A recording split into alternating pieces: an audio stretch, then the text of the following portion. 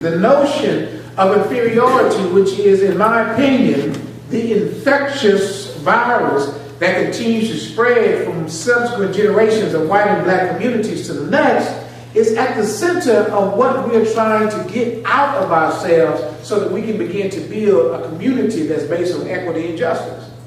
But it is a notion that somehow black bodies and black minds and black values of center are inferior.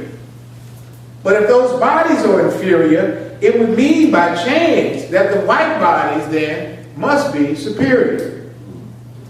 Therefore, this infectious nature influences our perception of what is valuable.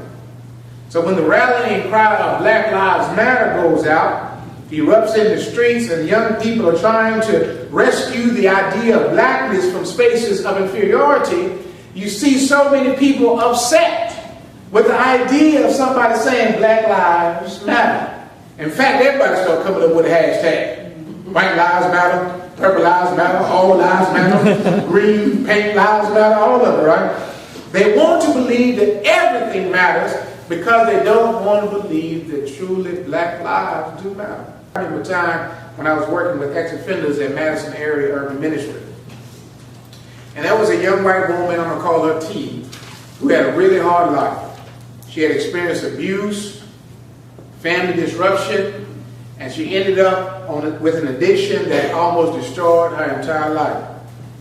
Now, I thought our words were so far apart, you know, this young white woman and myself, and I thought we never could have great intersections. But I remember one day when she started talking about her life was in such a place where she could not achieve her goals. She had given up on her life, she had given up on herself. But I could see something in her. I could see intelligence in her. I could see passion in her. And I saw something in her at the time, and I realized there's a spark in her that she doesn't even see within herself. And I identified that spark within my own self. So I decided, I grabbed her by the hand, we got in my car, and I drove her down to MATC. And I remember the entire way going to MATC, she kept saying, I can't do this, I can't do this, I can't do this, I can't do this. And I kept telling her, you can do this, you can do this, you can do this, you can do this. And we did that mantra all the way up to that Truax campus. And we stepped out the car, and I walked up to that admissions window, and I stayed right there while she filled out her application and submitted it at that moment. And I remember her saying, Everett, I know I can't do this. And I told her, I said, you know what? If you fail, at least you tried. But you got to try before you fail. And I had her fill out that application. And I remember her filling it out. And then I remember 6 months later, she's sending me a text saying, I got all A's this semester. Right? That ain't the beautiful part of the story. The beautiful part of the story is this. She graduated from Madison College. She got her associate's degree. She had a high GPA, mostly A's the whole time.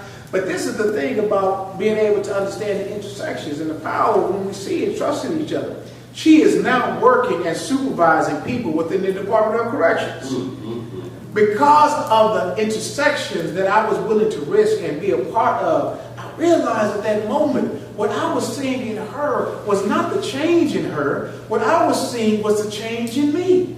I was seeing something in her. I was seeing past the addiction. I was seeing past the abuse. I was seeing with her own struggle with who she was and being able to embrace her for who she was as a human being. Now, I should be clear, because this is always the thing we have trouble with when we come into these spaces. We have to always remind each other that you can never do social justice from a distance. Social justice must be done right in the essence of proximity.